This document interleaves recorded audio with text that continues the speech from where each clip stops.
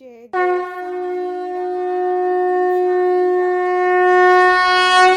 ओम साई राम। श्री साई सच्चरित्र अध्याय 30। काकाजी वैद्य। नासिक जिले के वणी ग्राम में काकाजी वैद्य नाम के एक व्यक्ति रहते थे। वे श्री सप्तशृंगी देवी के मुख्य पुजारी थे। एक बार वे विपत्तियों में कुछ इस प्रकार ग्रस्त हुए कि उनके चित्त की शांति भंग हो गई और वे बिल्कुल निराश हो उठे। एक दिन अति व्यथित होकर देवी के मंदिर में जाकर अंतःकरण से वे प्रार्थना करने लगे कि हे देवी, हे दयामयी, मुझे कष्टों से शीघ्र मुक्त करो।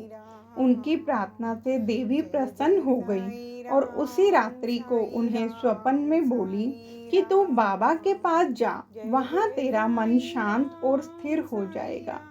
बाबा का परिचय जानने को काकाजी बड़े उत्सुक थे, परंतु देवी से प्रसन्न करने के पूर्व ही उनकी निद्रा भंग हो गई। वे विचारने लगे कि ऐसे ये कौन से बाबा हैं जिनकी ओर देवी ने मुझे संकेत किया है। कुछ देर विचार करने के पश्चात वे इन निष्कर्ष पर पहुंचे कि संभव है कि वे त्र्यंबकेश्वर बाबा शिव ही हों।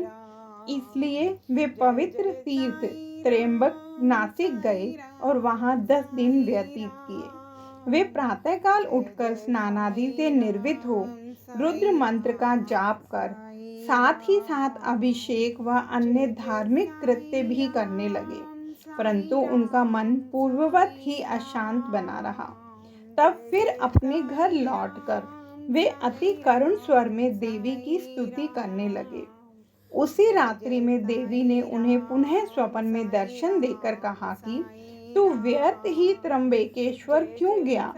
बाबा से तो मेरा अभिप्राय था शिरडी के श्री साईं समर्थ से। अब काका जी के समक्ष मुख्य प्रश्न यह उपस्थित हो गया कि वे कैसे और कब शिरडी जाकर बाबा के श्री दर्शन का लाभ उठाए। यथार्थ में यदि कोई व्यक्ति किसी संत के दर्शन को आतुर हो तो केवल संत ही नहीं, भगवान भी उसकी इच्छा पूर्ण कर देते हैं। वस्तुतः यदि पूछा जाए तो संत और अनंत एक ही हैं और उनमें कोई भिन्नता नहीं। यदि कोई कहे कि मैं स्वतः ही अमूक संत के दर्शन को जाऊंगा तो इसे निरे दंभ के अतिरिक्त और क्या कहा जा सकता है। संत की इच्छा के विरुद्ध उनके समीप जाकर कौन दर्शन ले सकता है? उनकी सत्ता के बिना वृक्ष का एक पत्ता भी नहीं हिल सकता। जितनी तीव्र उत्कंठा संत दर्शन की होगी, तदनुसार ही उसकी भक्ति और विश्वास में वृद्धि होती जाएगी और उतनी ही शीघ्रता से उनकी मनोकामना भी पूर्ण होगी। जो निमंत्रण देता है वह आदर आतिथ्य का प्रबंध भी करता है। काका जी के संबंध में सचमुच यही हुआ।